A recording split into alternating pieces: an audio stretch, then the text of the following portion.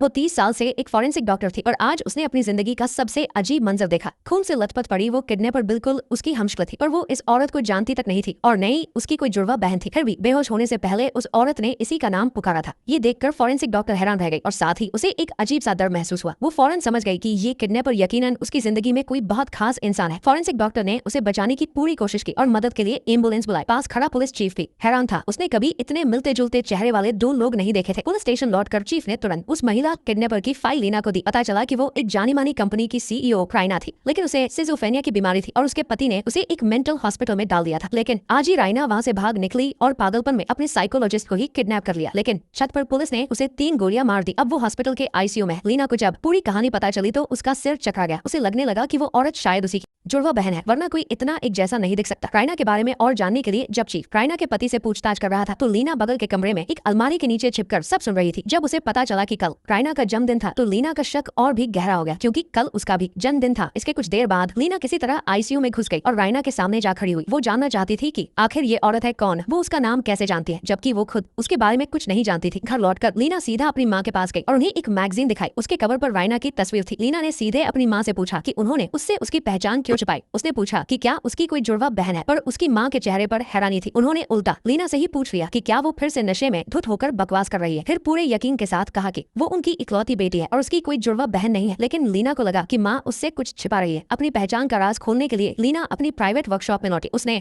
राइना का blood sample लिया और फिर अपना सलाइवा यानी लार का सैंपल लिया। उसी रात वो उसे लेकर अपनी एक सहकर्मी के पास गई और उसे डीएनए टेस्ट करने को कहा। ठीक उसी वक्त लीना की माँ ने भी न्यूज देख ली। ये देखकर वो दुख से रो पड़ी। अगले दिन सुबह सुबह लीना हॉस्पिटल आईसीयू में राइना से मिलने गई, लेकिन रिसेप्शन पर उसे बताया गया कि इस नाम का कोई मरीज ही नहीं। तभी पुलिस चीफ वहाँ आ गया और उसे अपने साथ ले गया। चीफ ने उसे चुपके से बताया कि राइना नाम की वो महिला किडनैपर मर चुकी है। कल रात ही उसका काम तमाम कर दिया गया। जब लीना ने केस के बारे में जानना चाहा तो चीफ ने कहा कि ये केस अब बंद हो चुका है। मरने वाली के घर वाले नहीं चाहते कि कोई जांच हो, क्योंकि इससे उनके फैमिली बिजनेस पर बुरा असर पड़ेगा। लेकिन लीना को लगा कि इस केस में हर जगह शक की गुंजाइश है, पर चीफ ने उसे चेतावनी दी कि वो आगे इसकी जांच न करे। ये ऊपर से ऑर्डर है कि केस को जल्दी बंद किया जाए, ये मामला यही खत्म होता है। पर लीना हार मानने वालों में से नहीं थी। आखिर ये उसकी अपनी पहचान का सवाल था, इसलिए वो अकेले उस साइकोलॉजिस्ट के ऑफिस पहुंची जिसे राइना ने किडनैप किया था। लेकिन चप्पा चप्पा छान मारने पर भी उसे कोई सुराग नहीं मिला। इसके बाद लीना वापस क्राइम सीन यानी उसी छत पर पहुंची। वहाँ उसे अजीब तरह से कल हुई घटना महसूस होने लगी। वो सारे